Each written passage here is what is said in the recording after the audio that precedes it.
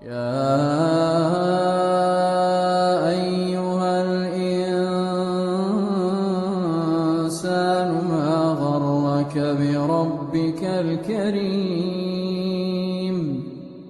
الذي خلقك فسواك فعدلك في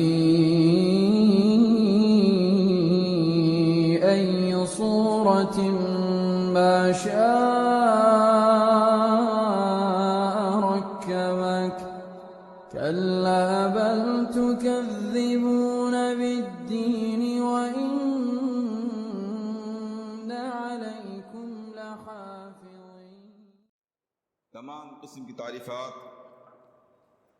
حمد و ثنا، کبریائی اور عظمت اللہ وحدہ لا شریک کے لیے لائق و زیبا ہے، جو ساری کائنات کا خالق و مالک، سارے جہان کا رازق و پالنہار، ساری کائنات کے نظام کو چلانے والا اور تنہا معبود حقیقی ہے۔ اللہ رب العالمین کے حمد و ثنا کے بعد اس کے بھیجے ہوئے تمام انبیاء و رسول پر بے شمار رحمتیں، برکتیں، نوازشیں و درود و سلام نازل ہوں، خاص طور سے اس کے آخری نبی و رسول جناب محمد رسول اللہ صلی اللہ علیہ وسلم پر، آپ کے آل و اصحاب، آپ کے ازواج مطہرات اور قیامت تک صحیح معنوں میں آپ کی اتباع کرنے والے لوگوں پر، آمین۔ محترم سامعین، ہم اور آپ شعبان کے آخری مرحلے سے گزر رہے ہیں۔ بہت جلد انشاءاللہ العزیز رمضان المبارک کا مہینہ خیر و برکت، عظمت و فضیلت اور نیکیوں کا موسم بہار لے کر ہم پر سایہ فگن ہونے والا ہے۔ مناسب معلوم ہوتا ہے کہ رمضان کے آنے سے پہلے اس بات پر روشنی ڈالی جائے کہ ہمیں رمضان کی تیاری یا رمضان کا استقبال کس طرح کرنا چاہیے۔ سب سے پہلے تو ہمیں یہ بات جاننی چاہیے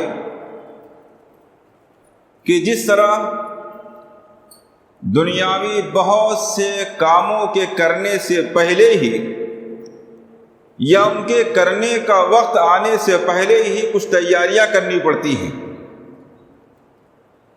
مثال کے طور پر ایک اسٹوڈنٹ کو کلاس اٹینڈ کرنے سے پہلے ہی کچھ تیاری کرنی پڑتی ہے۔ ایک کسان کو کھیتی باڑی کا کام شروع کرنے سے پہلے اپنے گھر اس کے لیے کچھ انتظام و تیاریاں کرنی پڑتی ہیں۔ ایک بزنس مین کو بزنس کرنے سے پہلے یا تجارت و بزنس کا سیزن آنے سے پہلے بہت کچھ تیاریاں، بہت سے انتظامات کرنے پڑتے ہیں۔ ایسے ہی رمضان المبارک کا مہینہ نیکیوں کا پھل لگانے والے اور نیکیوں کی فصل چاہنے اور کاٹنے والے شخص کے لیے نیکیوں کا موسم بہار ہے۔ اسے چاہیے کہ کھیتی کرنے والے کسان کی طرح پہلے ہی سے اس موسم کا پھل کاٹنے اور تیار کرنے کے لیے اس کے لیے تیاری کریں۔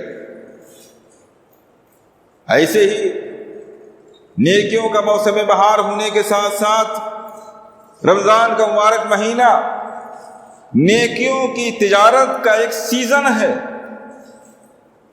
اللہ رب العالمین نے نیکیوں کو سورہ جمعہ میں تجارت سے تعبیر فرمایا ہے۔ جیسے ایک بزنس مین تجارت کا سیزن آنے سے پہلے تیاری کرتا ہے، ایسے ایک مسلمان کو رمضان کا مہینہ آنے سے پہلے تیار ہونا چاہیے۔ جس طرح ایک اسٹوڈنٹ اپنے کلاس میں اپنے ٹیچر سے بہت سی باتیں سیکھتا ہے، تربیت اور علم حاصل کرتا ہے، ایسے رمضان کا مبارک مہینہ ہم مسلمانوں کے لیے پورا تربیتی کورس لے کر کے آ رہا ہے۔ یہ ہمارے لیے تعلیم کا، تربیت کا، روح کو غذا پہنچانے کا ایک سیزن ہے۔ ہم سب کو چاہیے کہ اس کلاس کو اٹینڈ کرنے سے پہلے، اس کلاس میں پہنچنے سے پہلے اس کے لیے تیاریاں کریں، تاکہ جب رمضان کا مبارک مہینہ آئے تو ہم مکمل طور پر اس سے مستفید ہونے کے لیے تیار رہیں۔ رمضان کے مبارک مہینے سے فائدہ اٹھانے کے لیے یا کسی بھی چیز سے مکمل فائدہ اٹھانے کے لیے سب سے پہلے جس چیز کی ضرورت ہوتی ہے وہ ہے اس چیز کی اہمیت جس سے آپ فائدہ اٹھانے جا رہے ہیں، اس سیزن کی اہمیت، اس موسم کی اہمیت، اس وقت کی اہمیت جس کے لیے آپ تیاری کر رہے ہیں۔ آپ کی نظر میں اس کی جتنی زیادہ اہمیت ہوگی آپ اس کے لیے اتنی تیاری کریں گے۔ آپ جانتے ہیں جس طرح سے ایک اسٹوڈنٹ اپنے کلاس کے اعتبار سے تیاریوں میں فرق اور تبدیلی رکھتا ہے، ڈگری والے سال میں اس کی محنت، اس کی تیاری، اس کی کوشش کچھ اور ہوتی ہے، اور دوسرے سالوں میں اس کی کوشش اس درجہ نہیں ہوتی ہے۔ یہ فرق اس لیے ہے کیونکہ وہ جانتا ہے آج ڈگری کا سال ہے، یہ فائنل ایئر ہے، اگر ہم نے اس میں کوتاہی برتی تو ہماری ڈگری پر فرق پڑ سکتا ہے۔ ایک بزنس مین پورے سال تجارت کرتا ہے، لیکن جب تجارت کا سیزن آتا ہے تو جتنی زیادہ رش والا، جتنے زیادہ فائدے والا سیزن ہوگا، جتنی زیادہ آمدنی والا سیزن ہوگا، اس کی تیاری بھی اتنی زیادہ زور و شور سے ہوگی۔ ایسے ہی ہم کو سب سے پہلے یہ سمجھنا پڑے گا کہ رمضان کا جو مبارک مہینہ آ رہا ہے اس کی اہمیت و فضیلت کیا ہے، تاکہ ہم اس کے لیے مکمل طور پر تیاری کرنے کا ذہن بنا سکیں۔ چنانچہ اس کی فضیلت سے متعلق کئی روایات آئی ہوئی ہیں، میں ایک روایت آپ کے سامنے خلاصے کے طور پر ذکر کرتا ہوں۔ چنانچہ مسند احمد کی روایت ہے، عن ابی ہریرہ رضی اللہ تعالی عنہ قال قال رسول اللہ صلی اللہ علیہ وسلم یبشر اصحابہ۔ ابو ہریرہ رضی اللہ تعالیٰ عنہ کہتے ہیں کہ نبی اکرم صلی اللہ علیہ وسلم اپنے صحابہ کرام کو رمضان مبارک کا مہینہ آنے کی بشارت اور خوشخبری دیتے ہوئے فرماتے تھے، خوشخبری دیتے ہوئے فرماتے تھے۔ اس سے ایک بات معلوم ہوئی کہ رمضان کے آنے کی خوشخبری دی جا سکتی ہے، لیکن وہ خوشخبری صرف خوشخبری کے الفاظ کے ذریعہ ہو، یہ ایک رسم ہے، اس کا حقیقی کوئی فائدہ نہیں۔ اس لیے آپ دیکھیے نبی اکرم صلی اللہ علیہ وسلم خوشخبری دیتے ہوئے جو الفاظ بیان فرماتے تھے اس میں ترغیب ہوتی تھی، اس میں رمضان کی اہمیت کا بیان ہوتا تھا اور رمضان کی نیکیوں کو حاصل کرنے کا شوق دلایا جاتا تھا۔ یہ اصل خوشخبری ہے، یہ اصل بشارت ہے۔ چنانچہ نبی اکرم صلی اللہ علیہ وسلم فرماتے تھے قد جاءکم رمضان شہر مبارک، تمہارے پاس رمضان کا مہینہ آیا جو ایک بابرکت مبارک مہینہ ہے، خیر کا، نیکیوں کا، فضیلتوں کا مہینہ ہے۔ افترض اللہ علیکم الصیامہ، اللہ رب العالمین نے اس مہینے میں تم پر روزہ رکھنا فرض قرار دیا ہے۔ تفتح فیہ ابواب الجنہ وتغلق فیہ ابواب الجحیم، اس مہینے میں اللہ رب العالمین کی طرف سے جنت کے دروازے کھول دیے جاتے ہیں اور جہنم کے دروازے بند کر دیے جاتے ہیں۔ جنت کے دروازے کھول دیے جاتے ہیں تاکہ زیادہ سے زیادہ آدمی نیکیوں کی طرف رغبت رکھے، جہنم کے دروازے بند کر دیے جاتے ہیں تاکہ گناہوں کا جذبہ کم ہو جائے۔ جنت کے دروازوں کو کھولنے کا اور جہنم کے دروازوں کو بند کرنے کا ایک معنی یہ بھی ہے، ایک حقیقی معنی ہے کہ واقعی دروازے کھول دیے جاتے ہیں اور بند کر دیے جاتے ہیں۔ ایک دوسرا مفہوم یہ بھی ہے کہ جنت میں جانے کے جو دروازے اور اسباب ہیں، نیکیوں کا حاصل کرنا، خیر کو کمانا، گناہوں سے بچنا، نیکی جنت میں جانے کے جو دروازے اور اسباب ہیں وہ کھول دیے جاتے ہیں۔ اس مہینے میں گویا نیکی حاصل کرنے کا دروازہ کھلا ہوا ہوتا ہے، آدمی جس قدر چاہے نیکیوں پر نیکی حاصل کر لے، اور جہنم کے دروازے بند کر دیے جاتے ہیں، یعنی گناہوں تک پہنچنے کے جو دروازے ہوتے ہیں وہ بند کر دیے جاتے ہیں۔ انسان کی خواہشات کمزور پڑ جاتی ہیں، نیکیوں کا ایک ماحول بنایا جاتا ہے، سرکش شیاطین کو قید کر دیا جاتا ہے، گناہوں تک، جہنم تک پہنچنے کے دروازے اور اسباب کو بند کر دیا جاتا ہے۔ وَتُغَلُّ فِيهِ الشَّيَاطِينُ، اور اس مہینے میں شیاطین کو، سرکش شیاطین کو بیڑیاں پہنا دی جاتی ہیں، جکڑ دیا جاتا ہے تاکہ انسان کم سے کم غافل ہو سکے، شیاطین کم سے کم انسان کو غافل کر سکے۔ فِيهِ لَيْلَةٌ خیر من الف شہر، اس میں ایک رات ایسی آتی ہے جو 1000 مہینے سے بھی افضل ہے، آپ جانتے ہو لیلۃ القدر ہے۔ من حرم خیرہا فقد حرم، جو آدمی اس رات کے خیر سے، اس رات کی برکتوں سے، اس رات کی نیکیوں سے محروم رہا، وہ سمجھیے بہت بڑی چیز سے محروم رہ گیا۔ اللہ کے رسول صلی اللہ علیہ وسلم ان الفاظ کے ذریعے صحابہ کرام کو رمضان کے آنے کی بشارت اور خوشخبری سنایا کرتے تھے۔ اس حدیث کے اندر جہاں بشارت اور خوشخبری ہے، وہیں اس مہینے کی فضیلت اور اہمیت بھی بیان کی گئی ہے۔ لہذا اس حدیث سے بات معلوم ہوتی ہے کہ نیکیوں کا ایک بہت بڑا موسم بہار آنے والا ہے، ہم سب کو چاہیے کہ اس کے لیے تیاری کیسے کریں؟ اس کی پہلی شکل یہ ہے کہ ہم رمضان کے آنے سے پہلے رمضان کے ملنے کی دعا کریں۔ چنانچہ آپ دیکھیں صحابہ کرام سے لے کر کے اسلاف تک اس بات کا اہتمام کرتے تھے کہ رمضان کے آنے سے پہلے ہی، بلکہ رمضان گزرنے کے بعد آدھے سال تک رمضان کی نیکیوں کی قبولیت کی دعائیں کرتے رہتے تھے، اور آدھا سال گزرنے کے بعد میں اگلے رمضان کے ملنے کی مسلسل دعا کرتے رہتے تھے۔ آدھا سال رمضان کی نیکیوں کی قبولیت کی دعا، اور پھر آدھا سال اگلے رمضان کے ملنے کی دعا بھی گزارا کرتے تھے، کیونکہ انہیں معلوم تھا کہ ایک رمضان کا مہینہ اگر صحیح معنوں میں آدمی کو حاصل ہو جائے اور اس کے خیر اور برکت کو وہ حاصل کر لے جائے تو کئی 100 سالوں سے زیادہ بہتر ہو جائے گا۔ تو بہرحال ایک طریقہ یہ ہے کہ رمضان کے آنے سے پہلے ہی رمضان کے ملنے کی دعا کی جائے۔ چنانچہ صحابہ کرام سے، اسلاف سے اس تعلق سے بہت سی دعائیں مروی ہیں، ضروری نہیں کہ ان دعاؤں کے وہی الفاظ بیان کیے جائیں، لیکن ان کا مفہوم جو ہے وہ یہ ہے، اللہم صلی علی رمضان، اے اللہ رمضان کے آنے تک مجھے صحیح سلامت رکھنا، زندہ رکھنا، رمضان کے روزوں سے، رمضان کے خیر و برکت سے مستفید ہونے کے لائق صحت مند اور تندرست رکھنا۔ وہ اللہم صلی علی رمضان، اور میرے لیے رمضان کو صحیح سلامت رکھنا، میں بھی صحیح سلامت رہوں اور رمضان بھی صحیح سلامت طریقے سے ہم کو مل جائے۔ بعض دفعہ ایسا ہوتا ہے انسان صحیح سلامت ہوتا ہے مگر رمضان صحیح سلامت نہیں ملتا ہے۔ مثال کے طور پر کورونا وائرس آیا تھا، انسان صحیح سلامت ہے مگر رمضان کا مبارک مہینہ، اس کی تراویح، اس کا قیام اللیل اسے نہیں مل سکا۔ تو اس لیے رمضان کے آنے سے پہلے رمضان کے ملنے کی ابھی سے دعا شروع کر دینی چاہیے۔ اور دوسری چیز، جب رمضان کا چاند نظر آئے تب اللہ رب العالمین سے دعا کرنی چاہیے۔ یہ دعا اگرچہ تمام نئے چاند کے سلسلے میں حدیث کے اندر آئی ہوئی ہے، لیکن رمضان چونکہ خیر و برکت کا مہینہ ہے، اس لیے خصوصی طور پر جس طرح آدمی چاند دیکھنے کا اہتمام کرتا ہے، ایسے چاند دیکھنے کی دعا کا بھی اہتمام کرے تاکہ اس مہینے کی خیر و برکت کو زیادہ سے زیادہ حاصل کر سکے۔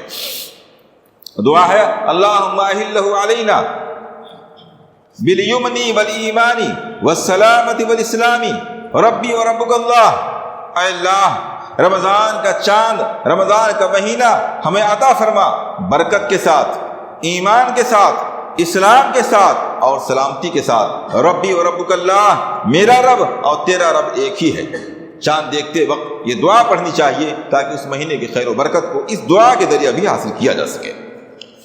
ایسے ہی جب رمضان کا مہینہ حاصل ہو جائے تو اللہ رب العالمین کا شکر گزار ہونا چاہیے۔ رمضان کے مہینے میں داخل ہوتے ہی اس بات پر شکر گزاری کرنی چاہیے کہ اللہ تو نے میری دعا کو قبول فرماتے ہوئے رمضان کا مہینہ مجھے عطا فرما دیا، کیونکہ اللہ رب العالمین کے دستور یہ ہے لئن شکرتم لازیدنکم، اگر میری شکر گزاری کرو گے، میرا احسان مانو گے، میری نعمتوں کا حق ادا کرو گے، لازیدنکم، تو میں نعمتوں میں اضافہ کر دوں گا۔ اس لیے رمضان کا مبارک مہینہ حاصل ہو جانے کے بعد اللہ رب العالمین کا شکر گزار ہونا چاہیے اور رمضان کے خیر و برکت کو حاصل کرنے کا ارادہ کرنا چاہیے۔ ایسے ہی رمضان کا مہینہ حاصل ہونے کے بعد بلکہ ابھی سے، بلکہ ہمیشہ، رمضان کا مبارک مہینہ حاصل ہونے کے بعد نئے سرے سے اور ابھی سے اور ہمیشہ سے اس بات کا عزم اور ارادہ اور پختہ ارادہ رکھنا چاہیے کہ اگر الہ العالمین تو نے ہمیں رمضان کا مبارک مہینہ عطا فرمایا تو اس میں زیادہ سے زیادہ خیر کرنے کی کوشش کروں گا۔ خیر کی، برکت کی، نیکی کی جو بھی شکلیں رمضان میں آئیں گی یا پہلے سے معلوم ہوگی، وہ زیادہ سے زیادہ ان کو کرنے کی کوشش کروں گا۔ یہ عزم اور ارادہ بھی اپنے آپ میں مسلمان کے لیے بہت مفید چیز ہے۔ رمضان ملے نہ ملے، رمضان میں رمضان کے احکام اور اس کے فرائض کی ادائیگی ہو سکے یا نہ ہو سکے، کسی وجہ سے آدمی معذور ہو جائے نہ کر سکے، لیکن اگر اس نے پہلے سے عزم و ارادہ کر رکھا ہے تو اس ارادے اور عزم کی بنیاد پر بھی وہ پورے اجر و ثواب کا مستحق بن جائے گا۔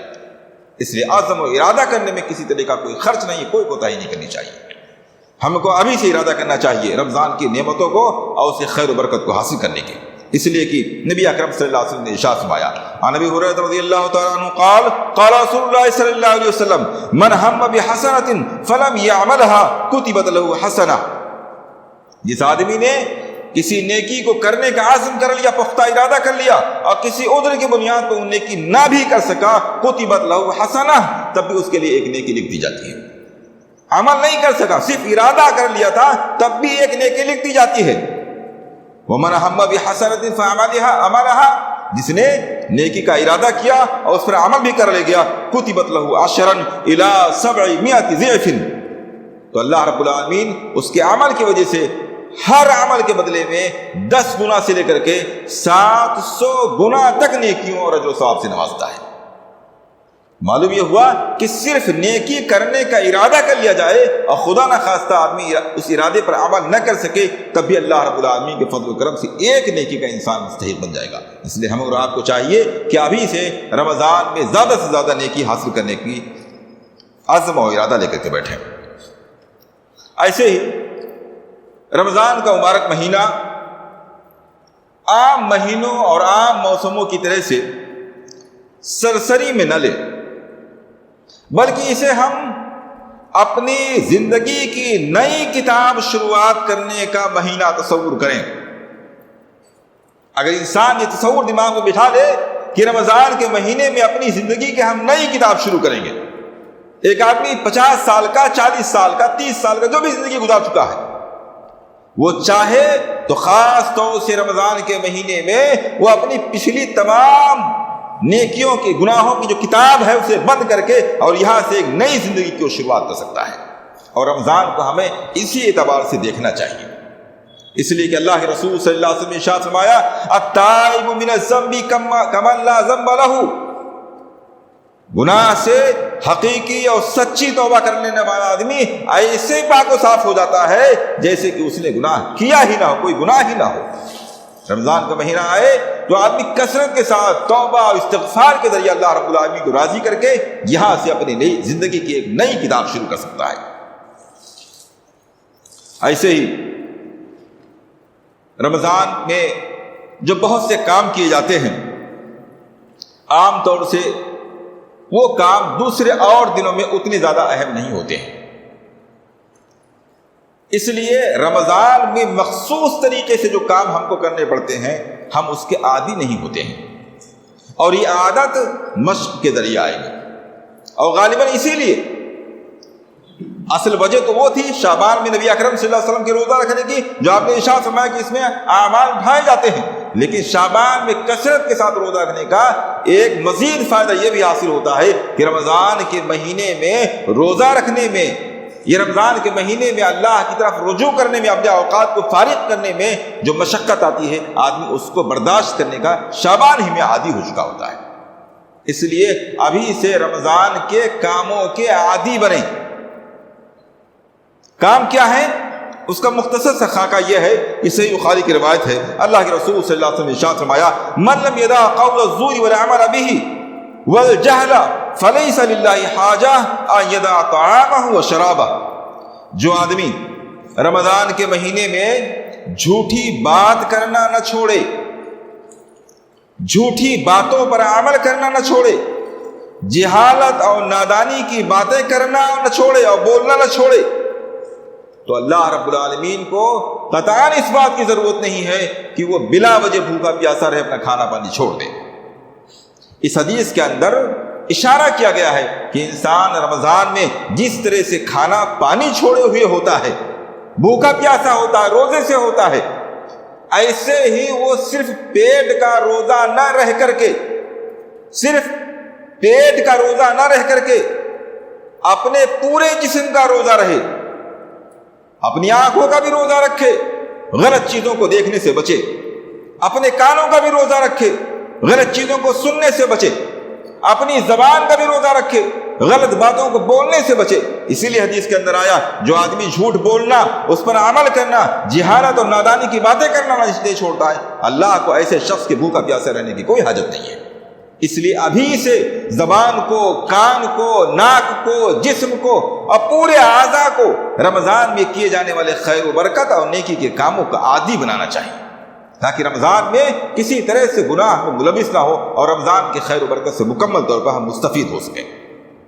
اسی طرح رمضان سے پہلے تیاری کرنے والی چیزوں میں سے یہ بھی ہے کہ رمضان کے جو بھی احکام و مسائل ہیں، وہ چاہے مردوں سے متعلق ہوں، چاہے خواتین سے متعلق ہوں، چاہے وہ روزے سے متعلق ہوں، سحری افطار سے متعلق ہوں، تراویح سے متعلق ہوں، صدقۃ الفطر سے متعلق ہوں، زکوٰۃ سے متعلق ہوں، جو بھی مسائل رمضان مبارک کے ہیں اس کے ہم رمضان کے آنے سے پہلے ہی آگاہ ہو جائیں، رمضان کے آنے سے پہلے ہی رمضان کے احکام و مسائل کو سیکھ لے۔ اسی لیے جب نبی اکرم صلی اللہ علیہ وسلم نے حدیث بیان فرمائی طلب العلم فریضۃ علی کل مسلم، تو اس کی تشریح کرتے ہوئے محدثین نے کہا کہ اس کا معنی یہ ہے کہ کسی بھی عمل کے فرض ہونے سے پہلے ہی ہر آدمی کے لیے ضروری ہے کہ اس عمل کے احکام اور وسائل کو سیکھ لے۔ اس لیے رمضان کے آنے سے پہلے ہی ضروری ہے کہ رمضان کے احکام مسائل کو سیکھ لے۔ ایسا نہ ہو کہ رمضان میں وہ مارا پھرتا رہے، یہ مسئلہ کیسا ہے، وہ مسئلہ کیسا ہے، یہ میں نے بھول گیا، یہ وہ ہو گیا۔ یہ ساری چیزیں پہلے کر لینی چاہیے، رمضان سے پہلے ہی پوری تیاری احکام مسائل کو جاننے کی بھی ہونی چاہیے۔ اسی طرح ایک اہم چیز جو ہمیشہ کے لیے ہے لیکن جب بھی کوئی نیکی کا، فضیلت کا موقع آئے تو اسے پھر سے اس کی یاد دہانی کرنی چاہیے، وہ ہے دلوں کا صاف رکھنا، بغض سے، نفرت سے، کینہ کپٹ سے، لوگوں کی بیجا دشمنیوں سے دل کو صاف رکھنا بھی اعمال کی قبولیت اور مغفرت کے لیے ضروری ہے۔ اسی لیے ابھی اس سے پہلے شعبان کی فضیلت سے متعلق جو حدیث آپ کے سامنے پیش کی گئی تھی، اس میں یہ بات آئی تھی کہ اللہ رب العالمین شعبان کے مہینے میں کثرت کے ساتھ لوگوں کو معاف فرما دیتا ہے، لوگوں کی مغفرت فرماتا ہے۔ حدیث کے الفاظ اس طرح سے ہیں ان اللہ لا یطلع فی لیلۃ نصف من شعبان، اللہ رب العالمین 15ویں شعبان کی رات آسمان سے دنیا کی طرف نظر ڈالتا ہے، فیغفر لجمیع خلقہ، تو اللہ تعالیٰ اپنی ساری مخلوق کی مغفرت فرما دیتا ہے، الا لمشرک او مشاحن، مگر مشرک کی مغفرت نہیں ہوتی ہے اور ان لوگوں کی مغفرت نہیں ہوتی ہے جو آپس میں ایک دوسرے سے کینہ کپٹ اور بغض و نفرت رکھتے ہیں۔ شعبان کی 15ویں شب جس میں اللہ رب العالمین نے ساری مخلوقات کی مغفرت کا وعدہ فرمایا ہے، اس میں بھی ان لوگوں کو الگ کر دیا گیا جن کے دل صاف نہیں ہے۔ معلوم یہ ہوا کہ نیکی حاصل کرنے کے لیے اور اپنے نامہ اعمال میں اجر و ثواب درج کرنے کے لیے ضروری ہے کہ ہم جس طرح نیکیاں کریں، ان نیکیوں کی حفاظت کریں، ایسے اپنے سینے کو، اپنے دل کو تمام قسم کے کینہ کپٹ، بغض اور نفرت سے دور رکھیں۔ یہ بھی رمضان مبارک کے مہینے میں خاص طور سے ضروری ہے۔ ایسے ہی رمضان کا مبارک مہینہ جس طرح سے روزہ رکھنے کا، قیام اللیل کا اور دوسری بہت سی نیکیوں کا مہینہ ہے، ایسے ہی یہ مہینہ خاص طور سے غربا، مساکین، محتاج اور ضرورت مندوں کی ضرورتوں کے خیال رکھنے کا بھی مہینہ ہے۔ اس لیے ابھی سے ہم تیاری کریں، رمضان کے مبارک مہینے میں زکوٰۃ کے علاوہ اپنے دوسرے خرچ میں سے کتنا کچھ سمیٹ کر کے آخرت کے لیے بھیج سکتے ہیں، جو کچھ بھی ہمارے لیے میسر ہو۔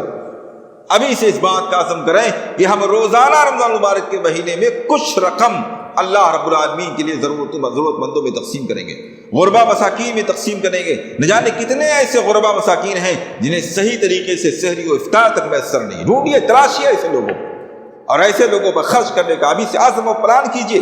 جس طرح سے آپ پارٹیوں کے لیے، شادی بیاہ کے لیے، عید اور عید الاضحیٰ کے لیے اخراجات کے انتظام کرتے ہیں، پہلے سے اس کے لیے انتظام کر کے رکھتے ہیں کہ ہمیں خرچ کرنا ہے، ایسے رمضان کے آنے سے پہلے ہی خرچ کرنے کا، اپنی آمدنی کو سمیٹنے کا، اپنے خرچ کو سمیٹنے کا انتظام کریں، تاکہ رمضان کے مہینے میں زکوٰۃ کے علاوہ اپنے دوسرے اموال سے بھی اللہ رب العالمین کے بندوں پر وافر مقدار میں، بڑی مقدار میں خرچ کر سکیں۔ اس لیے کہ یہ بھی رمضان کے خیر و برکت کو حاصل کرنے کا بڑا اہم ذریعہ اور نبی اکرم صلی اللہ علیہ وسلم کی عظیم الشان سنت ہے۔ یہ تو عام دنوں میں بھی نبی اکرم صلی اللہ علیہ وسلم بڑے سخی ہوا کرتے تھے، لیکن رمضان کے مہینے میں آپ صلی اللہ علیہ وسلم کی سخاوت کا کیا عالم ہوتا تھا۔ صحیح بخاری کی روایت ہے، حضرت عبداللہ ابن عباس رضی اللہ تعالیٰ عنہ کہتے ہیں کان رسول اللہ صلی اللہ علیہ وسلم اجود الناس، اللہ کے رسول صلی اللہ علیہ وسلم لوگوں میں سب سے سخی آدمی تھے۔ آپ سے زیادہ سخی، آپ سے زیادہ اور فیاض کوئی دنیا میں آیا ہی نہیں۔ آپ کی ضرورت کی چیز بھی اگر کوئی آدمی مانگ بیٹھتا تھا آپ فوراً اسے عنایت کر دیا کرتے تھے۔ وَكَانَ أَجْوَدَ مَا يَكُونُ فِي رَمَضَانَ حِينَ يَلْقَاهُ جِبْرِيلُ، اور سب سے زیادہ نبی اکرم صلی اللہ علیہ وسلم اس وقت سخی ہوتے تھے جب رمضان کے مہینے میں جبریل امین علیہ السلام سے آپ کی ملاقات کا سلسلہ جاری ہوتا تھا۔ آپ جانتے ہیں جبریل امین رمضان کے مہینے میں نبی اکرم صلی اللہ علیہ وسلم کو قرآن کا دور کروایا کرتے تھے۔ رمضان مبارک میں جب جبریل سے ملاقات کا سلسلہ شروع ہوتا تھا تو اللہ کے رسول صلی اللہ علیہ وسلم اس مہینے میں سب سے زیادہ سخی اور فیاض ہو جایا کرتے تھے۔ وَكَانَ يَلْقَاهُ فِي كُلِّ لَيْلَةٍ بِرَمَضَانَ، اور جبریل امین رمضان کی ہر رات نبی اکرم صلی اللہ علیہ وسلم سے ملاقات فرماتے تھے۔ فَيَتَدَارَسُهُ الْقُرْآنَ، اور جبریل امین نبی اکرم صلی اللہ علیہ وسلم کو قرآن پڑھاتے تھے، دور چلتا تھا قرآن کریم کا۔ فَلَا رسول اللہ صلی اللہ علیہ وسلم اجود بالخیر من الریح المرسلہ، تو اللہ کے رسول صلی اللہ علیہ وسلم ان دنوں میں تیز چلنے والی ہوا سے بھی زیادہ سخی ہو جایا کرتے تھے۔ یہ ایک مثال ہے، اس سے زیادہ بڑی مثال شاید مشکل ہو جائے گی۔ ہم سب کو چاہیے کہ نبی اکرم صلی اللہ علیہ وسلم کی اس سنت کو بھی ذہن میں رکھتے ہوئے رمضان کے مبارک مہینے میں غربا مساکین کا خاص طور سے خیال رکھنے کے لیے ابھی سے ذہن بنائیں، تیاری کریں۔ اسی طرح رمضان میں ہم اور آپ جانتے ہیں کہ ہمارے یہاں کھانے پینے کا ایک خصوصی اہتمام کیا جاتا ہے، افطار میں بھی سحریوں میں بھی، اور اس خصوصی انتظام کا سارا بوجھ خواتین پر ہوتا ہے۔ مرد حضرات پر انتظام کا بوجھ یہ ہے کہ انہیں سامان لانا ہے، اس لیے رمضان کے آنے سے پہلے کھانے پینے کی چیزوں کی تیاری بھی کر لینی چاہیے۔ مرد حضرات کو اس اعتبار سے کہ رمضان کا پورا اسٹاک لا کر کے رکھ دینا چاہیے، دکانوں پہ لائن لگانے کی اور یہ سامان نہیں ہے وہ سامان نہیں، اس میں دوڑ بھاگ کی کوئی ضرورت نہ رہے۔ ایک ایک لمحہ اس وقت ہمارے لیے قیمتی ہوگا۔ آپ تصور کیجئے ایک آدمی صرف دکان جائے اور تھوڑی دیر 10 منٹ میں لوٹ کر کے آئے، وہ 10 منٹ اگر قرآن کی تلاوت میں لگاتا ہے میرا اندازہ ہے تقریباً وہ 10 صفحہ پڑھ سکتا ہے۔ اگر اس طریقے سے جیسے وہ بزنس مین ایک ایک پیسہ جوڑتا ہے، ایسے ہم نیکیوں کو جوڑنے کی کوشش کریں تو رمضان کے مکمل خیر و برکت سے ہم مستفید ہو سکتے ہیں۔ تو مرد حضرات کو چاہیے کہ رمضان میں کھانے پینے کی جن چیزوں کی ضرورت ہے ان کا اسٹاک جس قدر ممکن ہو کرنے کی کوشش کریں، جس قدر ممکن ہو۔ اور سامان لانے کے بعد میں ایسا نہ ہو کہ ہم تو رمضان کے خیر و برکت سے مستفید ہو رہے ہیں، ہم قیام اللیل بھی کر رہے ہیں، جماعت کے ساتھ نماز بھی پڑھ رہے ہیں، قرآن کی تلاوت بھی کر رہے ہیں، تسبیحات کا بھی ہمارے پاس موقع ہے، اور خواتین کو کچن میں لگا دیا۔ اب ہماری فرمائشیں عام دنوں کے مقابلے میں بڑھ گئی، اب وہ عام دنوں کے مقابلے میں دن رات اسی میں لگے ہوئی ہے کہ آج سحری میں کیا تیار کرنا ہے، افطار میں کیا تیار کرنا ہے، عصر کے بعد سے کچن میں گھس گئی۔ یہ عورتوں کے ساتھ ان کی آخرت کے ساتھ بہت بڑی زیادتی کی بات ہے۔ ایک مسلمان خیرخواہ ہوتا ہے، اسے چاہیے کہ اپنے گھر کے افراد کے ساتھ خیرخواہ بنے، اس معنی کر کے کہ خواتین کو خاص طور سے رمضان کے مہینے میں کم سے کم مشغول کرنے کی کوشش کرے۔ یا ایسا نہیں ہو سکتا ہے کہ رمضان کے مبارک مہینے میں بہت زیادہ بنانے کھانے کا انتظام نہ کر کے کچھ ریڈی میڈ چیزوں کا انتظام کر لیا جائے۔ اگر آدمی عزم ہی کر لے، ارادہ کر لے افطار میں ہمیں گھر سے کچھ نہیں تیار کروانا ہے، ہم باہر سے خرید لائیں گے، پھل فروٹ خرید لائیں گے، لیکن عورتوں کو اس معاملے میں مشغول نہیں کریں گے، کیا ایسا نہیں ہو سکتا ہے؟ صرف اس بات کی نیت کر لی جائے اس خاتون کی نیکیوں میں آپ حصے دار بن جائیں گے۔ اس لیے ابھی سے اس بات کی تیاری کریں، ارادہ کریں، گھر پہ پلاننگ کریں کہ رمضان میں ہمیں کیا کیا تیار کرنا، اس کے لیے کن کن چیزوں کا انتظام کرنا، ابھی سے ہم لا کر کے رکھ دیں گے۔ اور آپ کو زیادہ سے زیادہ نیکیوں میں مصروف رہنا، کچن میں کم سے کم رہنا ہے۔ اور جو لوگ تیاری کرتے ہیں میں نے دیکھا ہے، جہاں پلاننگ ہوتی ہے میں نے دیکھا ہے، خواتین کو عصر کے بعد میں نے ایک ایک گھنٹے کا درس سنتے ہوئے دیکھا۔ کیا ہمارے یہاں اس کا تصور ہے؟ عصر کے بعد خواتین کچن کے باہر آپ کو نظر نہیں آئیں گی ہمارے یہاں، گھنٹے بھر کا درس عصر کے بعد دور دراز سے چل کے آتے سنتی ہیں، اس لیے کیونکہ یہاں پلاننگ ہوتی ہے، منصوبہ بندی ہوتی ہے۔ ہمارے یہاں دنیا کے سارے کاموں کے لیے منصوبہ بندی ہے، رمضان کے لیے نیکیوں کے لیے کوئی منصوبہ بندی نہیں ہے۔ ایسے ہی رمضان کا موسم بہار آنے سے پہلے اپنے اوقات کی سیٹنگ کریں، اپنے اوقات کو منظم کریں، ان کی ترتیب بنائیں. پورا سال اپنے پیٹ کی غذا کے لیے، اپنی دنیا کے لیے دوڑ بھاگ کرتے ہیں. کم سے کم رمضان کا ایک مہینہ اللہ رب العالمین کے لیے، نیکیوں کے فصل بہار سے مکمل مستفید ہونے کے لیے، روح کو غذا پہنچانے کے لیے ایک مہینے کا اہتمام کریں. جس قدر ممکن ہو سکے اپنے آپ کو فارغ کرنے کی کوشش کریں، سمیٹنے کی کوشش کریں. اپنے دنیاوی کام، دکان کرنے والا دکان کے اوقات کو متعین کر لے، اسے کم سے کم کرنے کی کوشش کرے. یہ ہماری خام خیالی ہے کہ دکان اگر 4 گھنٹہ کھلے گی تو رزق کم ہو جائے گی. اللہ رب العالمین تو نمونے دیتا ہے نا. ابھی کورونا وائرس میں کیا دیکھا آپ نے؟ باقاعدہ اوقات کی ترتیب ہوتی تھی، اتنے گھنٹے سے آپ کو اتنے گھنٹے سے دکان کھولنا ہے، گراہک آ کے انتظار کرتا تھا. اگر اللہ پر توکل ہے 4 گھنٹے میں بھی اللہ رب العالمین آپ کو وہ روزی دے دے گا 24 گھنٹے میں آپ کو شاید نہ مل سکے. آپ منظم کیجئے اپنے اوقات کو. ملازم ہیں، ملازمت کے اوقات کو متعین کیجئے. جو بھی آپ کر رہے ہیں، آپ ٹیچر ہیں، اپنے اوقات کو متعین کیجئے. جو بھی آپ کر رہے ہیں اوقات کو مرتب کیجئے. صبح آپ کو اتنا کرنا ہے، شام کو اتنا کرنا ہے، دوپہر میں اتنا کرنا ہے. ہمارے یہاں ایک بڑا مسئلہ یہ ہے کہ رمضان کا پورا مبارک مہینہ اگر اس کا خلاصہ نکالا جائے تو صرف 2 چیزیں نکل کے آتی ہیں، پیٹ اور آنکھ. سحری کرتے ہی اس بات کی تیاری ہوتی ہے کہ کب سویا جائے اور کب تک سویا جائے. ظہر تک آدمی سوتا ہے اور بعض دفعہ ظہر کے بعد بھی سونے کی پلاننگ کرتا ہے، اور جب سو کے اٹھتا ہے تو پیٹ کا انتظام. نیکیوں کا موسم بہار تھا، اس کو ہم نے پیٹ اور آنکھ کے انتظام میں لگا دیا. جو شب بیداری کے ایام تھے انہیں سونے میں گزار دیا. یہ ہمارے لیے بڑی محرومی کی بات ہے. اسی لیے نبی اکرم صلی اللہ علیہ وسلم نے ممبر پر بد دعا کرتے ہوئے فرمایا، مشہور حدیث ہے، لمبی حدیث ہے. اللہ کے رسول صلی اللہ علیہ وسلم ممبر کی سیڑھی پر آپ نے قدم رکھا اور آپ نے فرمایا آمین. 3 دعائیں اس میں تھی، میں اس تفصیل میں نہیں جانا چاہتا. اللہ کے رسول صلی اللہ علیہ وسلم فرمایا آمین 3 مرتبہ فرمایا. ہر سیڑھی پر قدم رکھتے ہوئے آپ نے فرمایا آمین. آپ خطبے سے فارغ ہوئے، صحابہ کرام نے پوچھا اللہ کے رسول صلی اللہ علیہ وسلم میں نے آج کے دن آپ کو ایک نیا کام کرتے ہوئے دیکھا ہے، آپ خطبے کی سیڑھی پر قدم رکھتے ہوئے آمین فرما رہے تھے، ایسا آپ سے کبھی نہیں سنا ہم نے. اللہ کے رسول صلی اللہ علیہ وسلم نے فرمایا معاملہ یہ تھا کہ جبریل امین آئے ہوئے تھے، وہ بد دعا فرما رہے تھے اور انہوں نے مجھ سے کہا کہ اے محمد صلی اللہ علیہ وسلم آپ میری بد دعا پر آمین کہیے. بد دعا جبریل کر رہے ہیں اور رسول اکرم صلی اللہ علیہ وسلم اس پر آمین بول رہے ہیں. کیا ایسی بد دعا کی قبولیت میں کوئی شک ہے؟ اللہ کے رسول صلی اللہ علیہ وسلم نے جن 3 باتوں پر بد دعائیں فرمائی تھی، آمین کہا تھا، ان میں سے ایک بات یہ تھی رغیب انف رجل، وہ آدمی ہلاک ہو جائے، اس کی ناک خاک آلود ہو جائے، تہس نہس تباہ ہو جائے. دخل علیہ رمضان فانسلخ قبل ان یغفر له، کہ رمضان کا مہینہ داخل ہوا اور یوں ہی گزر گیا، اس کی مغفرت نہ ہو سکی، وہ اپنی مغفرت نہ کرا سکا. ایسا آدمی تباہ و برباد ہو جائے. لہذا رمضان کے ایام جس کو قرآن ایام معدودات کا چند دن ہے، گنتی کے چند دن ہیں، ان چند دنوں کی پلاننگ کریں، ان میں سے زیادہ نیکی و اجر و ثواب حاصل کرنے کی کوشش کریں. اگر پلاننگ ہے، منصوبہ بندی ہے، عزم ہے، ارادہ ہے تو یہیں سے انشاءاللہ نیکیوں کا سلسلہ شروع ہو جائے گا. اللہ رب العالمین سے دعا ہے کہ ہمیں نیکیوں کی اس فصل بہار سے زیادہ مستفید ہونے کی اور ہر طریقے خیر کو حاصل کرنے کی اور تمام طریقے کے شر سے بچنے کی توفیق عنایت فرمائے. آمین. وآخر دعوانا ان الحمدللہ رب العالمین.